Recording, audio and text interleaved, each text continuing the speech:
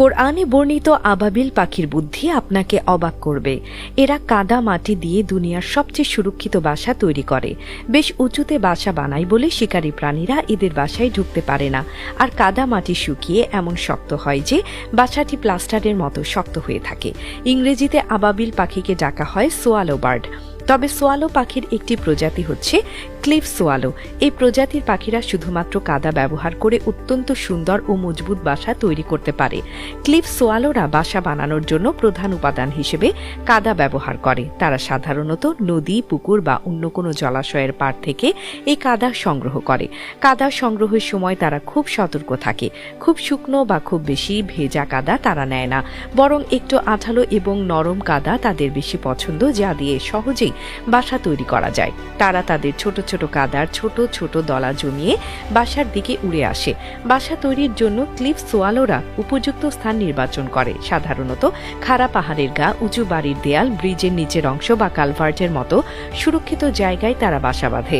এ ধরনের স্থান নির্বাচন করার কারণ হলো এতে তাদের বাসা বৃষ্টি এবং অন্যান্য প্রাকৃতিক দুর্যোগ থেকে রক্ষা পায়। এছাড়া শিকারী প্রাণীদের থেকেও তাদের বাচ্চারা নিরাপদে থাকতে পারে। ক্লিফ সোয়ালোরা একা একা বাসা তৈরি না করে দলবদ্ধভাবে থাকতে ভালোবাসে।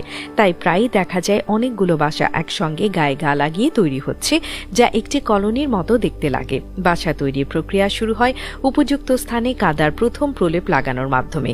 পুরুষ ও স্ত্রী পাখি উভয়ই এই কাজে অংশ নেয়। তারা ঠোঁটে করে বয়ে আনা কাদার দলাগুলো একের পর এক দেয়ালে লাগাতে থাকে।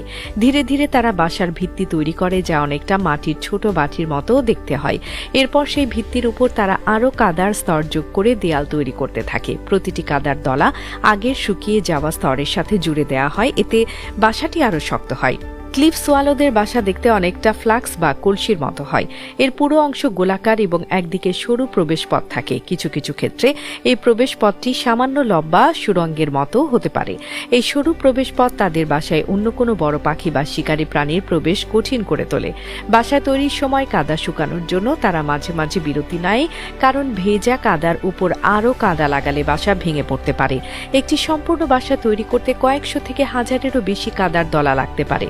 বাসার বাইরে শক্ত খোলস তৈরি হয়ে গেলে তারা বাসার ভেতরের দিকে নরম আস্তরণ তৈরি করে। এই আস্তরণের জন্য তারা শুকনো ঘাস, গাছের নরম আঁশ, পালক এবং অন্য যে কোনো নরম জিনিস ব্যবহার করে। এই নরম আস্তরণ তাদের ডিম ও বাচ্চাদের জন্য একটি আরামদায়ক এবং উষ্ণ পরিবেশ তৈরি করে। ডিম পাড়া এবং বাচ্চা ফোটানোর জন্য এই নরম বিছানা খুবই জরুরি। একটি বাসা তৈরি করতে ক্লিফ সোয়ালোদের বেশ কয়েকদিন, এমনকি এক সপ্তাহ বা তারও বেশি সময় লাগতে পারে। এই পুরো সময় তারা অক্লান্ত পরিশ্রম করে, কাদা সংগ্রহ, তা বয়ে আনা এবং নিপুণভাবে বাসা তৈরি